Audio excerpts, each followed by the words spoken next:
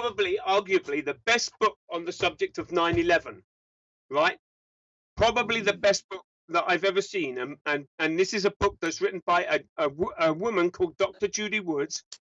She has an MA and a BA in constructional engineering and building sciences. Okay, she's written a book on the issue of 9/11, and she says that what she saw happening there, she had written a book about it, and it contains nothing but evidence. Now, the first thing she says, and it's quite right, in order to understand what is going on, there is a stage in criminal investigation you have to go through. The first stage is you have to determine what happened. Then you have to determine how it happened. Then you have to determine why it happened, which will then lead you to who did it. Okay? When you see the news media, and the news media jump through stage 1, stage 2, stage 3, and stage 4 in one day without there being an investigation, then you know the narrative is being controlled and the story is a fake story is being put out to cover what really happened. So, first of all, one needs to understand what happened. So what did happen on 9/11? What is your understanding? Yeah, well, I'm asking you, Amnon, what do you think happened on 9/11? Some guys are trying to hijack two airplanes and hit some buildings. So you're suggesting that you're going to go with the mainstream media narrative, and that is 19 men with box cutter knives seized control of 4 aircraft, of which 3 were successfully imploded on the 2 towers and the Pentagon, and the other one in a field in Pennsylvania. So you're going to go with that narrative? Well, that's what I saw, and I believe pictures, by the way. Okay. Dr. Judy Woods deals with what happened. You read into it what you will, but we'll just deal with what happened.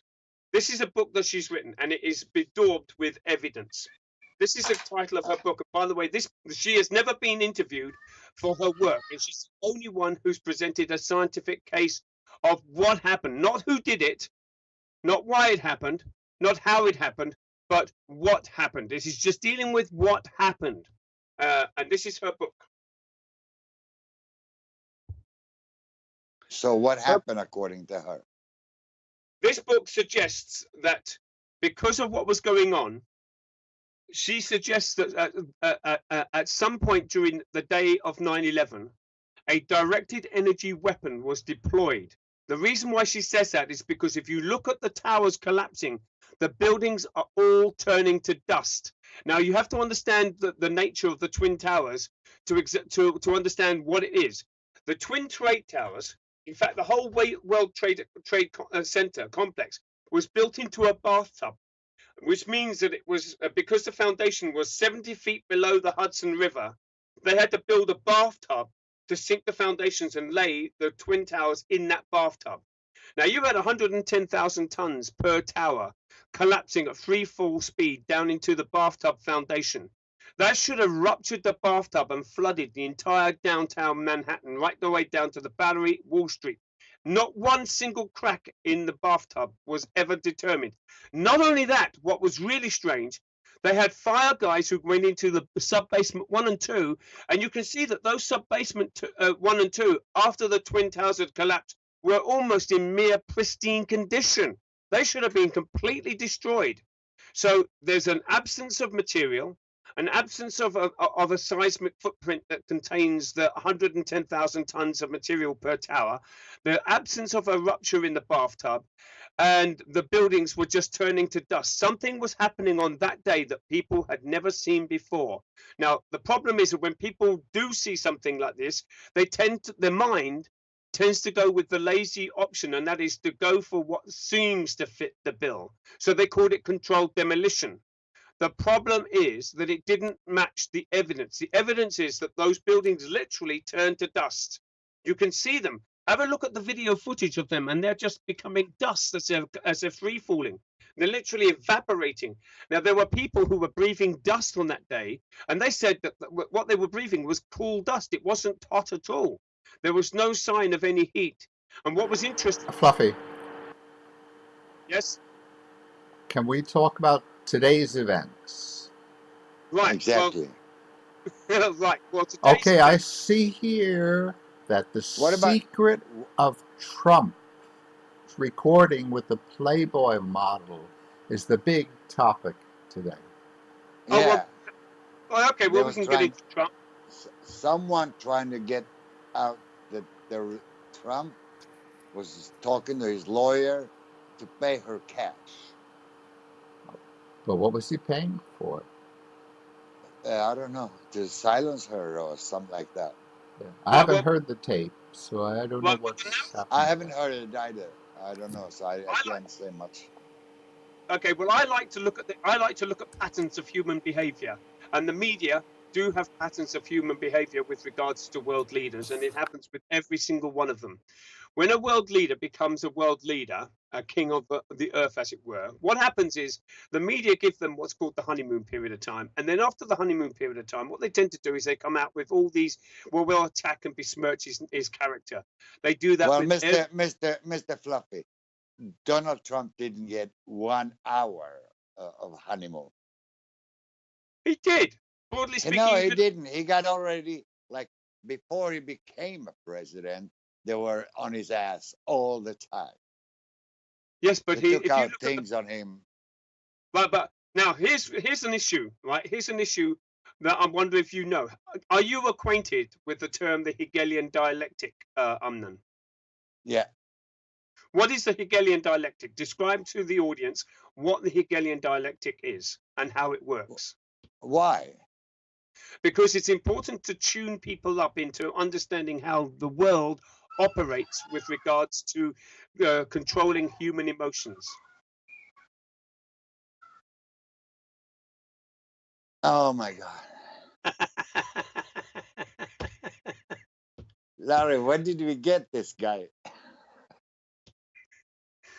One must understand how the world works correctly, and in order to deduce correct prognoses rather than incorrect prognoses. Yes, but we're not here to talk about how the world works. We're only here to talk about what the world is doing today. And if Well, I'm looking on the paper here, Dagens Nyheter here in Sweden, they're concerned about the Donald Trump wants to put tariffs on the Beale industry, the automobile industry.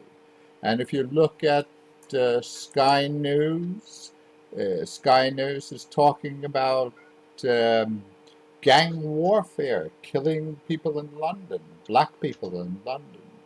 right, well, I'm Uh, going to have a well, gang warfare. That's what's interesting about that news for gang warfare in London is that that news item is usually pretty much hyped up. It's not as bad as people think it is. Yes, the capital is becoming an angry place, and London is really becoming an angry place, but it's not quite as angry as the mainstream media like to present it. But however, there are some people who I've interviewed for a previous show. One guy is a Jewish guy who works with different religious organizations that impact on Israel, and he said that he felt far safer at walking at nighttime in Tel Aviv than he did walking in daytime in London. And it is true, London is becoming, broadly speaking, an angry place, but it is nowhere near as angry as the mainstream media likes to present it, because mainly what the mainstream media likes to do is the mainstream media like to actually incite, they like to stir up, they like to operate perception management upon the ordinary people to instill fear and inoculate them against the real facts in order to be used by the governments to steer people's understanding of what's going on this planet. yes, but is there any truth that But black people are being killed in London streets?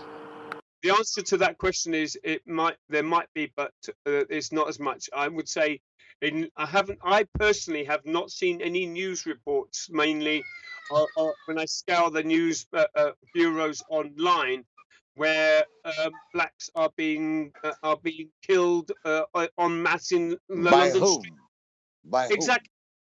By whom? This is not Larry, this is by whom? Doesn't say, it just says gangs of people are killing black people on the streets. see what this says online about that, and I'm a two glasses person, guys. Right, London news.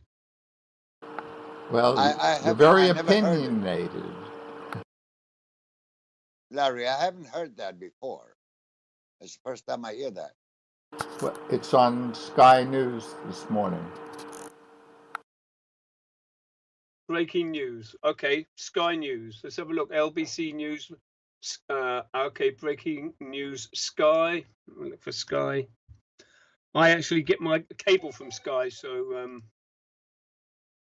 right, Sky News in London. Stop it. Behave yourself. Go away. Okay, Sky News. I'm looking at skynews.com. Right, I'm looking at London right now. The most overcrowded trains in England revealed. Snapchat queen guilty over boyfriend killing, Yes. and gang But warfare. if you look at Yes, I've got it. Gang. news.sky.com. Right, KindNews.com. Sky News. Yes, I've got it. Sky News has investigated and uncovered the deadly impact of gang warfare is having on young lives in the capital. I would say that this article is hyped up. Okay, I would say this article is hyped up. Yes, there are gangs out there, but I think that this article may be hyped up. I know black gangs in the housing estate in which I live, and I don't see any sign that they go around. They like to rattle their saber. True, they like to push their own agenda. True, and act like the big wigs that they are. But I don't see any sign, especially in the housing estate I live in London, where gangs are roaming around killing each other. If there is any events like that happening, these ones, it says that it's happening in the area of Woolwich. Now, I don't live in southeast London. I live in the other side of London. Woolwich, by the way, is near Peckham, and Peckham, Woolwich, and Brixton are particular crime hotspots. Because Brixton is known for the Black Enclave. West Indians and Jamaicans live there. Peckham is an adjunct to Brixton, and then when you go through to Lewisham and Woolwich, they're all very working class areas where you get impoverished people anyway. And it is doubtless to say that if you understand the social dynamics in parts of a city where there's impoverishment, where there is impoverishment, there's always going to be crime. And that is a consistent reality in every single major city, including New York and, I presume, in Sweden. No, Not in Sweden. not in Sweden. I mean, the only gang killing we have those Arabs killing each other. Well, obviously the Swedish people must come across as being somewhat much more mild and tame in comparison to London. Londoners tend to be they tend to have followed more the American model, and that is to voice their opinion and be quick to judgment and quick to attack, rather than actually being polite and mild mannered. But in impoverishment, this gangland issue is only in impoverished issues. You don't find gangs killing each other in places like Chelsea, in places like Fulham, in places like Putney, in places like Richmond and Kingston, which are all parts of London, in places like the West End. This is impoverished communities, and I know these impoverished communities. There's always gangs who are vying for their turf wars to control the narrative and the supremacy over the drug trade and the black economy. And by and large, this is all to do. Now, another big item in the news today is that somebody is setting fires in Greece and burning people out of their houses. Could that be a possibility here in Sweden also, that somebody is setting fires? Anybody Yeah, well, the police in Sweden say that it might be pyromans that goes around and just throws cigarettes or whatever. Okay. Well, the good question that needs to be asked is, first of all, who's setting fire? Are these people are they originating of the same people that you're liable to get in Sweden? ask the question. The question is, who's doing the arsons? Well, it could be anybody. I mean, it's just people that smoke Yeah, cigarettes, I mean, maybe throwing cigarette butts. people are just going out and doing some barbecue. Well, in It that can, it case, can hit the whole forest. well, in Israel, we know full well that in We didn't have rain in Sweden for the last almost 2.5 months. right. I mean, the grass is brown, and it's if you almost cough next to it, it would might burn. Right. Especially Okay. if you smoke.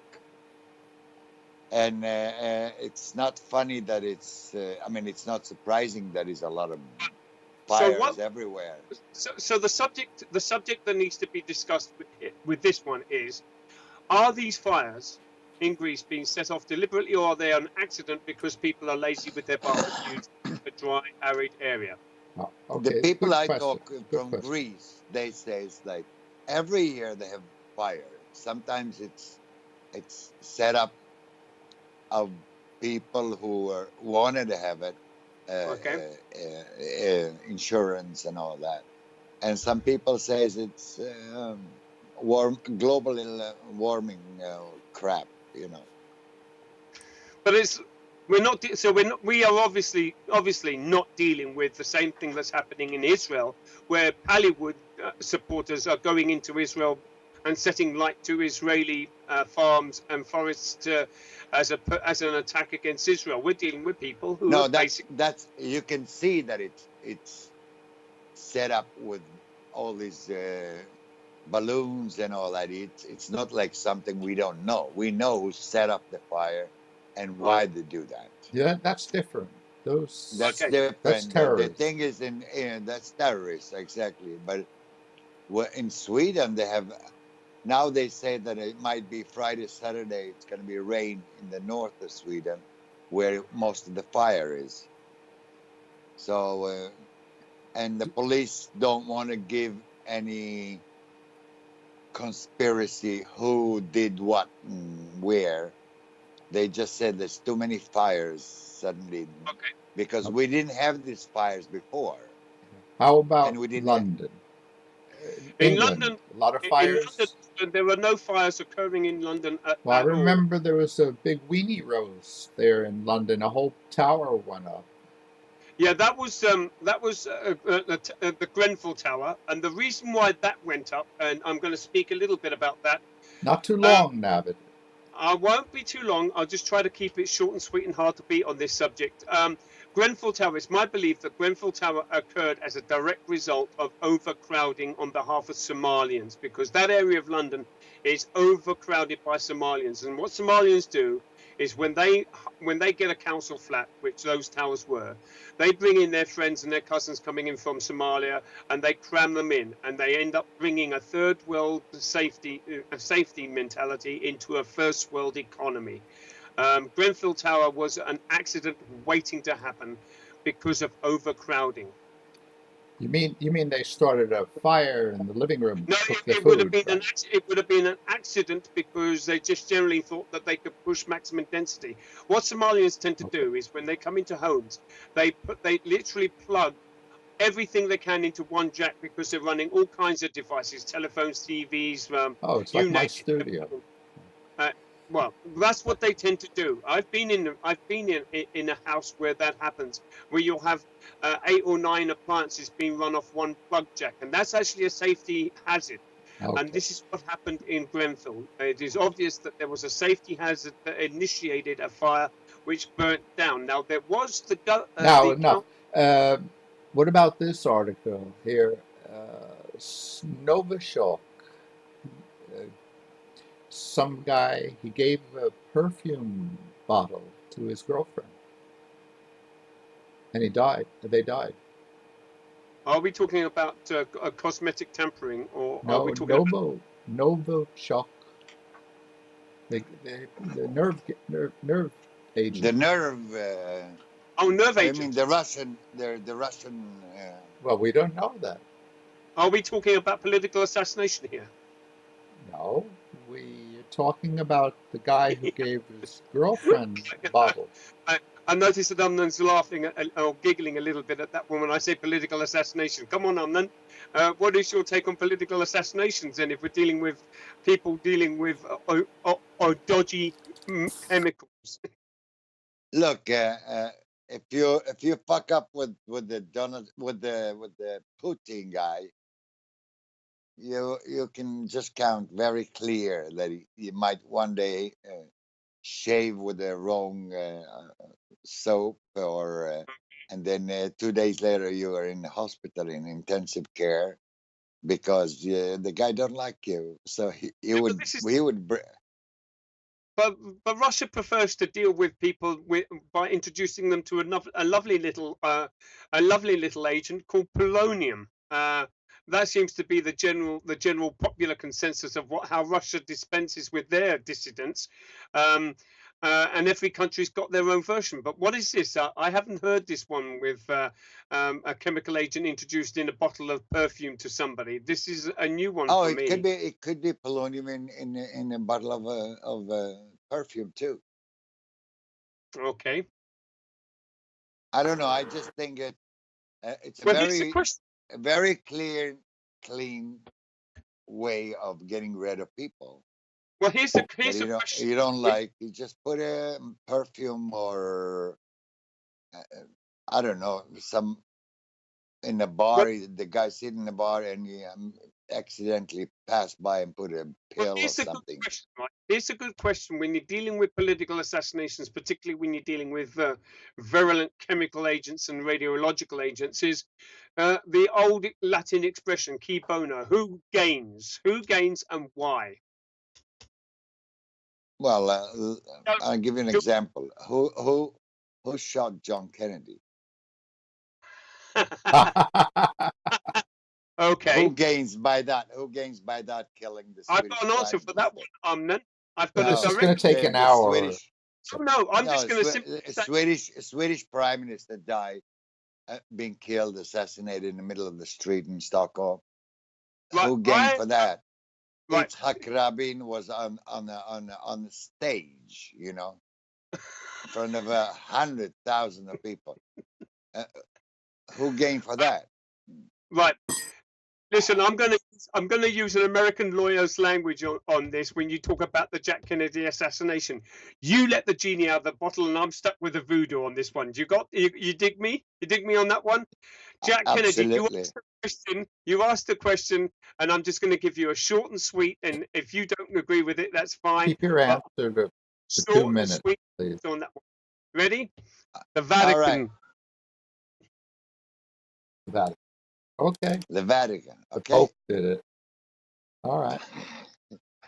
I'm just trying to connect the Vatican to JFK, but it doesn't. Okay. Can we just say a crazy person?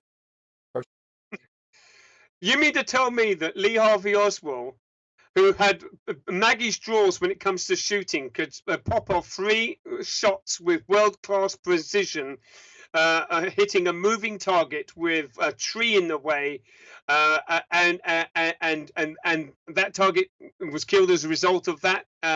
I'm sorry. Lee Harvey Oswald had Maggie's drawers. I don't know whether you know that. That's an American expression meaning that he couldn't shoot for garbage. Okay. Next up. Okay, next item. Israel. Oh my God! They shot down a Syrian airplane.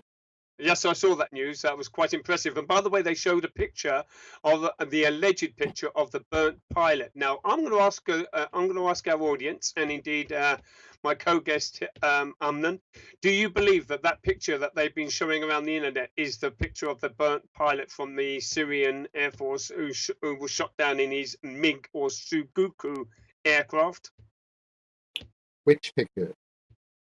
There was a picture on the internet yesterday showing you a picture of a burnt pilot. It looked like a charred barbecue man with no clothes and completely black. And they were showing this picture on the internet. It made the rounds on Facebook of an alleged Syrian pilot. The result of the downing of him in his Russian Sukhoi aircraft. Didn't see that. As one thing I have to say about the pictures from the Middle East, very, very difficult to believe almost any picture, because one day they show you Can I hold you on that? 35 people die, children are dead from Gaza, and then 2 years later you see the same picture from Syrian, and then from Iraq. They tend to do that. They tend to do that. They tend to use old news and rehash it as if Is it's this contemporary. pilot? Is this picture from the pilot? Where Find where my it come iPad. from? I'm Where going to see if does it come from? well, if you chat with the audience while I try and find that picture, okay? Have a chat with the audience. Yeah, the thing is, it was a mistake. That they didn't want to hit it. It was just to scare him. But no, maybe they did shot him. I don't know, purposely. I didn't see, if I look now in the Israeli paper, I didn't see the Syrian says that one pilot dead and one missing of the Right, Sukhoi. well, okay, I'm looking for the picture. There wasn't a picture, and now it seems to be. Is this the one? Well, this is what this is similar to the kind of picture that they were showing, but this is Okay. not the Syrian pilot. But it was similar to this. Okay, it was similar to that. I can't see that. Wait. Okay, Yeah, but how do you know but it was. where this picture come from? That's the good. That's the good point. The good point is, of course, obviously, the main thing about journalism is that you're supposed to send journalists in the field out to investigate the story, and you have to validate the source, verify the source. You have to make sure that the quality of the intelligence and the quality of the intelligence is good and sound. The problem is today that we're not getting that kind of journalism today. Journalists tend to haul up in hotels waiting for press releases from the government and from the military, and that means that we aren't getting verified stories as much as we used to, and that shows a laziness on behalf of mainstream media journalists, and that is going on in a big way. Now, I'll give you an example of this that I found out from my fourth trip, the trip that I met Lawrence on, when I had my 2 days downtime. On the fourth trip, Lawrence and myself, we were able to visit the BBC studios. Now, the BBC studios are on the 15th floor of the Jerusalem Technological Park Tower. And we went to visit their studios, and we actually got to see their facility. Now, after the trip, I had 2 days downtime, so I decided to spend 2 days downtime up in Jerusalem. And I was on the bus heading up from Tel Aviv to Jerusalem. And this Jewish guy said to me when I got talking to him, he said to me, "Do you not know that on the 5th floor of the same tower, you have the press and governmental office for Hamas, Hezbollah, Palestinian Authority, and the PLO?" And I said, "Really?" And he said, "That's the reason why the BBC are anti-Semitic, because what they do is that they receive the press releases from the Palestinians on the 5th floor, who race up to the 15th floor and give them the story, and they never send a journalist out to verify whether that story is true. They just receive it as a press release and file it as if it's a genuine article." Now, that would make an awful lot of sense as regards to why the BBC are anti-Semitic. I mean, it also goes to motive with regards to why we're not able to verify stories coming out of known war zones like Syria, like northern Israel. Okay, but the thing is, in Israel, you can always go to those places and film. There's a lot of film crews. I think there's the only country in the world that have the most reporters from all over the world. It's Israel. Well, in Syria, you cannot go there because they wouldn't let you film like the Israelis let you. Yeah, but how much of mainstream media guys actually are allowed to go alongside the Israeli Air Force, the Israeli tanks in the war zones of northern Israel and the Gaza Strip? How many of them are allowed to go and travel as war correspondents in war zones like that in the Middle East? Probably not many. if there So is any. that's the problem of the narrative. When you don't have that many, then what you're getting is you're getting a one-sided story, and generally speaking, it's not a great one-sided story at that either. But then they would always say that it was invented. What do you call that? When you have Embed. embed journalists with the crew of a. And that's that's a $64 billion problem, Amnon, is that when you have embed journalists, they're totally dependent on the people they're embed with. Yeah, but I mean, I don't know. I mean, I haven't.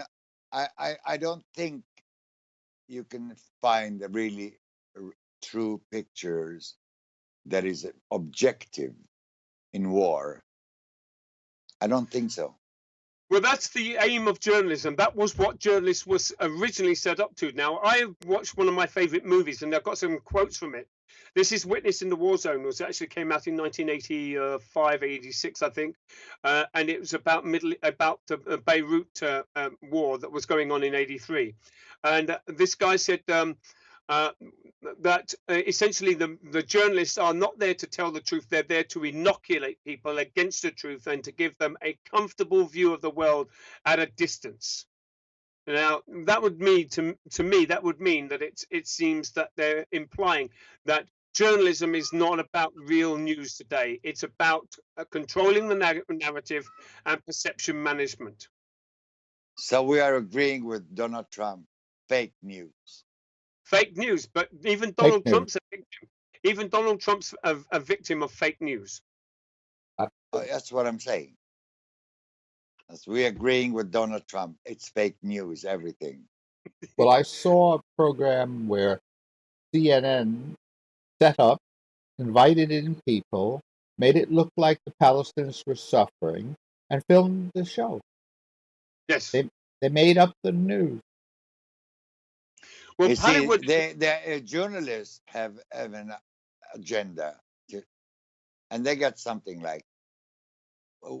Some people made some very nice comedian in Sweden made a joke about it. Sacha Cohen. What? Cohen, Sacha Cohen, the comedian.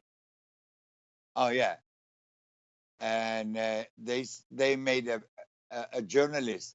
They play like a journalist going to a kindergarten and ask children, "What do you really want most in your life?" And the child says, "Bicycle, or candy, or this and that."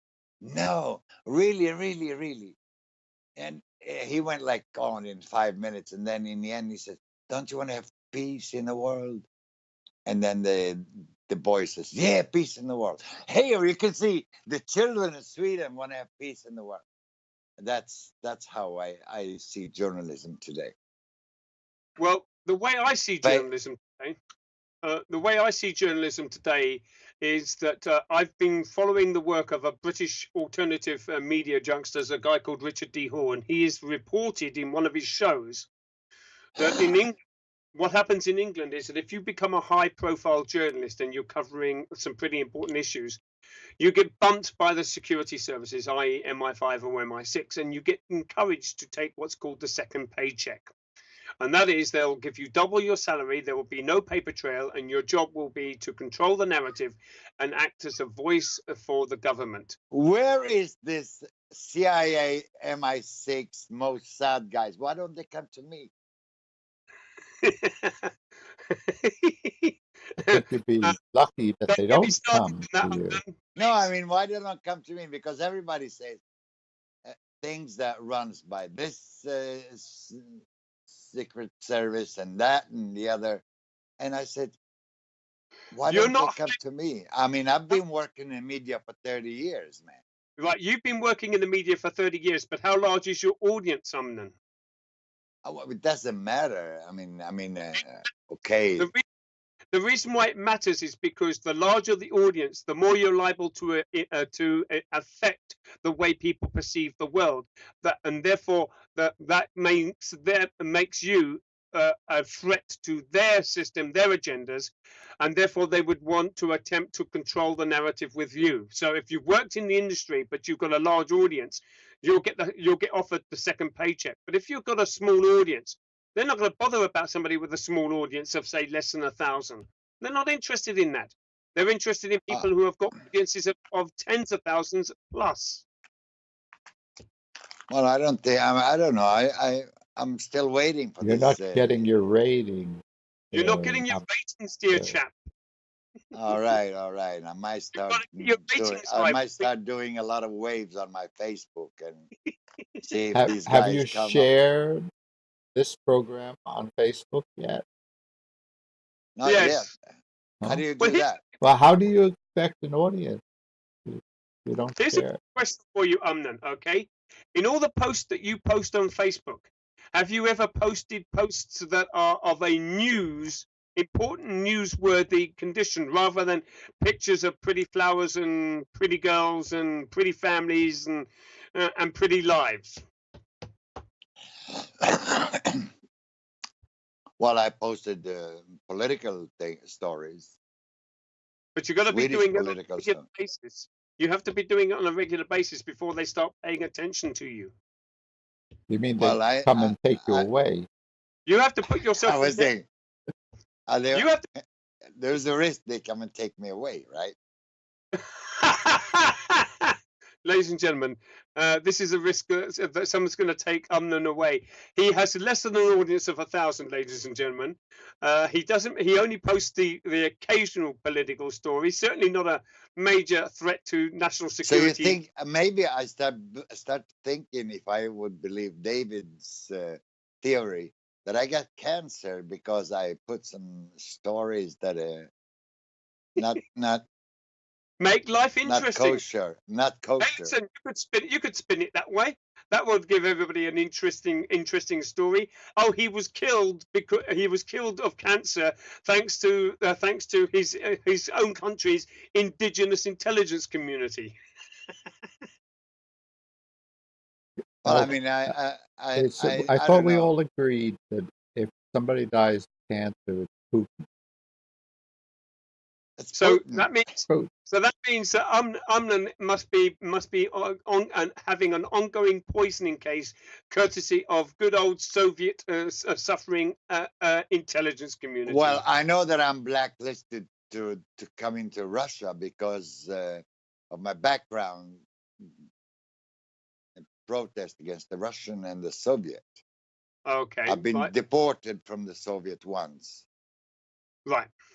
But have you at any time in your past ever reported publicly what you did to cause such a violent reaction on behalf of the Soviet government? Yeah, I show pictures of me standing outside the Russian embassy here and burning their flag and telling You've actually posted pictures of that online. Is that in the public domain? It was on head news in news media and in the what do you call the mainstream media. Okay, when was that though? How far back are we talking? 92, 91. 91. That's old news. That's chip paper. Oh well, that was Soviet that time, and I still cannot. No, but I still cannot come into Russia. Yeah, but listen, people can be banned from a country for doing one act of indiscretion, and they'll hold it for the rest of their life. You know that. That doesn't mean anything. That's an ongoing issue with everybody. I was not poisoned by Mr. Putin and his gang. That's right. So I didn't get a cancer. So who gave me the fucking cancer? Excuse my language. Here's the good question, right? Here's a good question. What current political activity are you currently involved in that might cause a threat to some countries' national security? None. Right. So therefore, what you've got is for some other reason. Narrow it down, my dear chap. Well, if I narrow it down, then it's Come on. Who gains from inflicting cancer upon you for something you're doing now? If you did some nasty little piece of garbage back in '92, within 1 year, you'd be dead by the Soviet government within 1 year if it was important enough. You know that. yeah. But then, well, I was thinking, who could gain from me dead? I don't know. My children, inherit me. I don't have much to be inherit.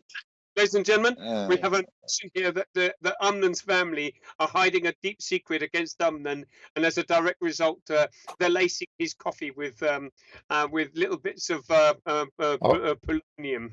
okay. Let's go on to some Now we're getting other into the topic. the badlands of conspiracy theories. So let's move on to the next story. Lawrence, what other stories do we have that we need to talk about today? Yes, well, let's see what we have here. We have Ryanair.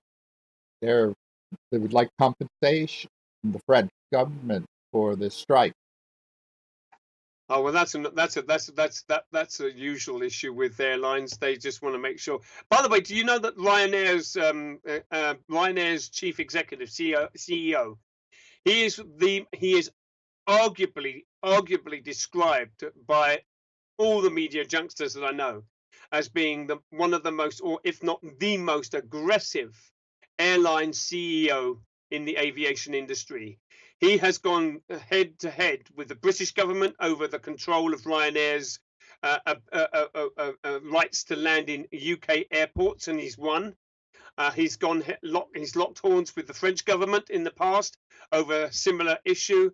And he's obviously complained a little bit at the Irish government, because he's an Irishman himself, because of their restrictions on his operating procedures and facilities in Dublin. So this man is a bit of an aggressive man. He knows how to win a battle. He knows how to fight a fight, and he will go after money if he knows that he can get a legitimate cause for discrimination with regards to his air operations in Europe. so what does he have against? What can he have something holding in his sleeve against the Well, British government? Well, Britain tried putting a clamp on him landing in Luton way back in around about the mid '90s, and he had to go to town and say, "Excuse me, you're allowing this new Greek guy, Steliopoulos, who ran EasyJet, to come in. He's a newbie on the sorry. ground. He's a newbie on the ground, and you're allowing this newbie in." But you won't allow me, who's been in the aviation industry at least 15 years longer than he has. So Britain had to actually concede and say, okay, well, we'll give you but that was after a lengthy legal battle. But the thing is, the chief, I can't remember his name, but he has the CEO of Ryanair has also tried to muscle in on Aer Lingus's routes as well, because Aer Lingus is the state-owned Irish airline, which operates out of Heathrow. And Britain said, okay, we'll allow you Luton. This is to Ryanair. We'll allow you Luton. We'll allow you Stansted. You can have Gatwick, but you can't have Heathrow. And Ryanair are not allowed to operate. That's one of the conditions of the clauses. And he tried overturning that one, but he can't, because the British government said, we've already conceded in. Why would Ryanair want to fly into London? The reason they don't pay. They don't pay for the cost. The reason why is because the aviation industry is one of the most cutthroat competitional industries in the world, and every single boss is looking for cheap routes and looking for access to major airlines and major airports, and wanting a greater slice of the aviation pie. It's a cutthroat industry. The reasons behind that are too complex to even go into. I don't even fully understand the competition of the aviation industry myself, even though I like to follow the aviation industry as close as I can. But it is a cutthroat industry. Yeah. Larry, get a new item. Yeah, a new item. Let's see what we got there. Let's go to CNN. See. CNN refreshes. Well, we've got How about nobody needs to die of AIDS anymore? Does. Don't get me Of started on this. AIDS. AIDS, yeah. Yeah. That's a terrible Mm. sick. Yeah, I know. Come on, Amnon. You can say your penneth worth on this one. I don't know. I don't know. The pharmaceutical companies knows that it's not. It doesn't really matter if you sell the AIDS medicine cheap or there's not many people who have AIDS now. Oh, that's not true. That's not true. Africa It's is not. full of people that have AIDS. There must Well, be 7, 8 million people. well, that's not enough. I mean, compared to cancer and all that, it's not enough to fuss around the medicine. So they just give it a. Well, All right. Here's back another one. How about this? Abu Dhabi. They've opened a new theme park. Are you rushing to Abu Dhabi to go have a good time? well, listen. What? Well, I don't. I wouldn't get into Abu Dhabi because of my last name and my former citizenship. Mm. Okay. Right, well, here's one for you, right? Abu Dhabi may have a theme park, but I've got an even better theme park, and I call it a biblical theme park. I believe it's given by another name. I think they call it Israel. Yeah. Okay. Uh, Okay. You know, I read today. Today I read that it was in Laos. There's 3,000 people That's right. needs to be rescued for some dam that it's exploded or something like that. Yes, I saw that. It was 3,000. South Africa. No. Sorry. I don't know anything about that story, unfortunately. South Korea was building the dam. Oh, it was South Korea. South Korea. All And right. they noticed a crack yesterday, and then today it was over. So Right. Okay. a I lot don't of know. people drowned. A lot of people I don't drowned. know anything about that, so I've Yeah. got no hearsay on that one. Sorry, ladies and gentlemen. Okay, I've got one for another one here. Viagra trial on pregnant women stopped after 11 babies Viagra. die.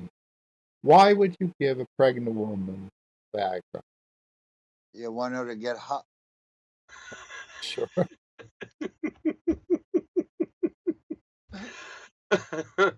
You wanted, I mean, I think that story is trawling the depths of human despair, and I think you're scraping the bottom of the barrel on that one, Lawrence. Come on, I'm moving on. but it's here on CNN, you know. It may be on CNN, but it's not a story I'd like to cover.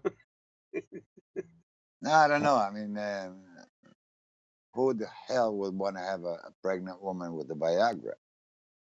No, Well, it sounds not very. Not even Fluffy would buy that. well, we're not going to start with the Me Too. I'm telling you. I'm going to tell you a joke about Me Too. Right, What? okay. Tell your Me Too joke. Me Too. Oh, they're gonna hang me in my balls if I say Me Too jokes, man. In Sweden, you know. I'm sorry, I don't know what you're talking about. You have to either you enlighten me or we'll move on to another subject. I prefer to move another subject because I don't want to be hanged by the balls. Thank you. Let's move on. Next one. All right, let's do it. How about this suicide in South suicide attack in South Syria? It's about 100 people died this morning. That's breaking. I've not seen that news. In Syria, yeah. Yeah, I've not seen that South. either. Oh, it's big. It's an Not Israeli. not on the newspapers. I'm looking. That's a Ynet. Okay, 100 SAS people. stopped 700 flights. Well, Scandinavian airline has stopped 700 flights. Yes, what it says here. I wonder what their game is. By the way, the biggest news in Israel now is what happened to the stone that fell from the Welling Wall. Did Did you a hear that stone story? fall? The Welling No. Wall? Oh, there was one stone that is huge stone fell from the Welling Wall. Really? I didn't Yeah. see that. It's on Ynet. Okay. Well, let's have a look. I can do something there. What? Google. If you go to Google, okay, you'll be able to see live on Google. You type in you can type in Wailing Wall live cam. No, I can see that here on Ynet. I can see that. Now I can see that here. It says that the archaeological institute in Israel trying to figure out if they can put back the stone to the original place. And it's a big picture of how big is it. And I'm It's trying to a have a huge look. stone. Where? I don't see. On Ynet. Yeah, but I'm Do you looking at have- Ynet.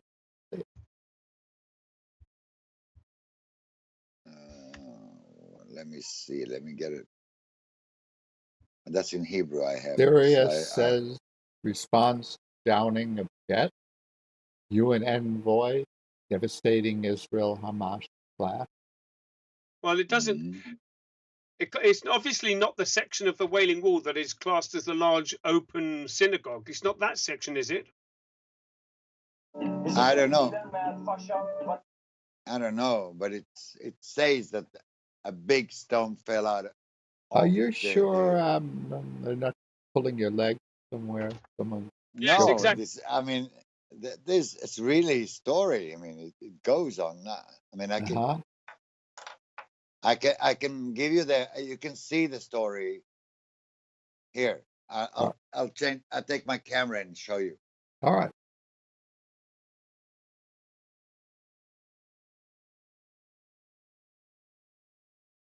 Can you see that? Yeah, I Oh wait, see I them. gotta, I gotta put the sound on. But that brings me to another subject.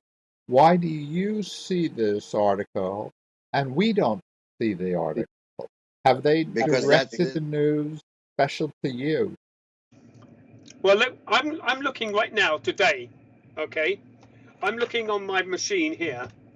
I can't Yeah. take the camera, but I'm looking on my machine here, and I can see that there's the Cotel cam, and they have got lorries there, trucks there that look like they're moving stuff around, but I don't see any sign on the Cotel cam, which is a live cam to the western wall, where this stone is. This must happen. This stone must have fallen over where the Robinson Arch is, rather than in the open synagogue part where the Jewish Orthodox Jewish rabbis go to pray and read their Torah.